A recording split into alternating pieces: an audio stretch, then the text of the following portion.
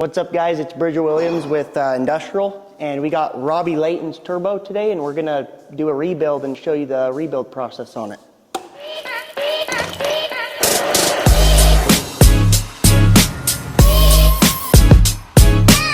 So first things first, you gotta tear it down and figure out what's wrong with it, and then we're gonna get it tore down and clean it up. As I'm tearing this thing down, I just realized that Robby Layton was missing the bolt. I just took out 3 of them, and he was missing the last bolt. So that's not good. Bang! But he did have a broken bolt in there, so that's not good. Just tore the cartridge out, got the housings off, and then we figured out that the comp wheel actually had some damage to it.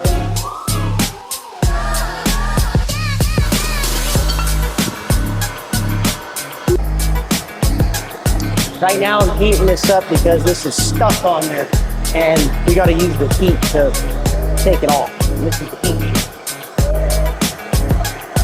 Once it gets hot enough, it'll pop off. It's not ruining anything. Came right off. The only damage I found was on this wheel.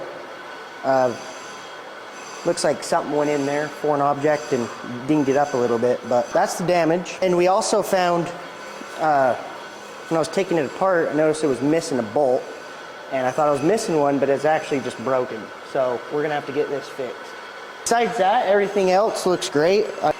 This is my carb cleaner, and I'm gonna stick all my parts in there and put them in there. Basically, the carb cleaner cleans out all the oil and just cleans it up. Real quick, I'm actually gonna sandblast this real quick, just this area with the broken bolt, so it makes it easier on my guy Jeff to extract it.